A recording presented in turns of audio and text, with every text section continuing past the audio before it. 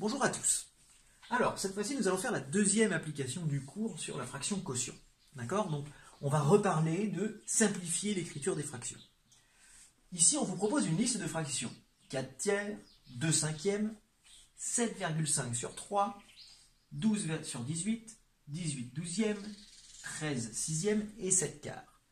À chaque fois, on veut que vous donniez, si possible, l'écriture décimale, c'est-à-dire le nombre à virgule. Pourquoi si possible? Puisqu'on a vu tout à l'heure que des fois, le nombre il a tellement de chiffres après la virgule, une infinité même, qu'on ne peut pas l'écrire sous sa forme décimale. Et si justement on ne peut pas l'écrire sous sa forme décimale, on donne la fraction la plus simple possible. Puisque je vous rappelle qu'une fraction peut s'écrire de plein de manières différentes, puisqu'on peut multiplier ou diviser en haut et en bas autant de fois qu'on veut.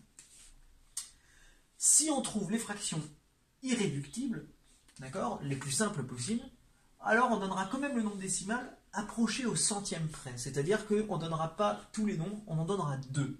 D'accord? Puisque le centième, c'est 2 chiffres après la virgule. Donc première question. 4 tiers. 4 tiers. Est-ce que je peux simplifier 4 et 3 par un même diviseur? Ben non. 4, je peux le diviser par 2 et 4. 3, je peux le diviser par 3 et 1. Donc 4 tiers, je ne peux rien faire pour simplifier la fraction. Je calcule 4 tiers à la calculatrice et je trouve en fait finalement combien je trouve si vous le faites 1,333333333 et ainsi de suite. Donc du coup je vais mettre une petite vague pour dire à peu près égal à 1,33. Je mets que 2 chiffres puisqu'on nous demande d'approcher au centième près. Je n'ai pas arrondi à 4 ici puisque après le 3 c'est encore un 3 et je rappelle que si c'est des nombres plus petits que 5, on ne touche pas, on ne fait pas grandir le nombre. Deuxième fraction, 2 cinquièmes. Est-ce que je peux simplifier 2 cinquièmes? Eh bien non, 2 je peux le diviser par 2 et 1, 5 je peux le diviser que par 5 et 1. Donc je ne peux rien faire de plus. 2 divisé par 5, si je le fais, je trouve 0,4 exactement. Donc là, ça c'est le nombre exact, je mets le égal. 2 cinquièmes et 0,4 c'est la même chose. On continue. 7,5 sur 3. Alors je vais écrire ici plutôt. 7,5 sur 3, on n'appelle pas vraiment ça une fraction, puisque on n'écrit pas de nombre décimal dans une fraction. Ça n'a pas d'intérêt, puisque si on écrit une fraction, c'est justement pour ne pas avoir d'écriture décimale. Faire ça, c'est juste la division de 7,5 divisé par 3. Donc, est-ce qu'on peut écrire ça mieux? Bien sûr. Comment faire disparaître le virgule 5? Eh bien, 7,5, je peux le multiplier par 2. D'accord? Donc, je vais multiplier par 2. Donc, je vais faire x 2. Et le 3, je vais aussi le multiplier par 2. Parce que si je le fais en haut, il faut que je le fasse en bas. Sinon, ma fraction, c'est plus la même. 7,5 fois 2, ça me fait 15. 3 fois 2, ça me fait 6. 7,5 sur 3, si on voulait écrire en fraction, on pourrait écrire 15 sixièmes. C'est mieux. Est-ce que je peux simplifier 15 sixièmes? Ben oui. Pourquoi? Est-ce que 15 et 6, ils ont un diviseur commun? 15, je peux le diviser par 3. On peut l'écrire comme ça. 15, c'est la même chose que 3 fois 5. Et 6, est-ce que je peux le diviser par 3? Oui, 6, c'est 3 fois 2. Alors si je multiplie par 3 et que je divise par 3, on peut faire ce dessin-là pour dire ça sert à rien. Le 3 ne sert à rien, c'est de multiplier pour après être divisé, autant rien faire. Donc 15 sur 6, c'est la même chose que 5 sur 2. Et là, je ne peux plus simplifier 5 demi.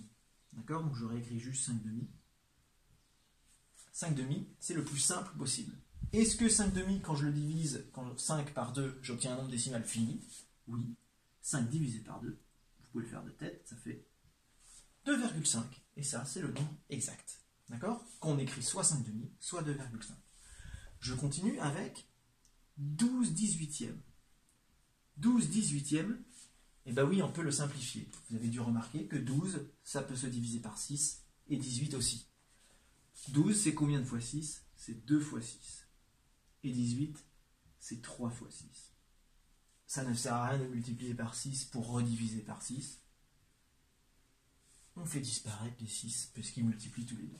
Et donc 12 sur 18, c'est la même chose que 2 divisé par 3. 2 divisé par 3, à la calculatrice, vous allez trouver 0,6666666.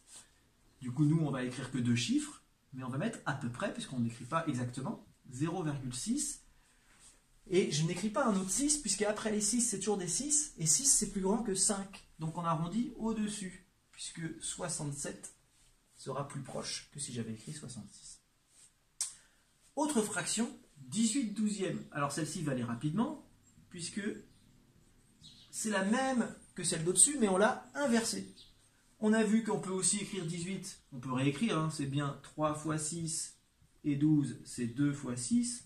Les 6 ne servent à rien, et donc en fait c'est la même chose que 3 divisé par 2. 18 divisé par 12, 3 divisé par 2, c'est la même chose, et ça nous fait 1,5.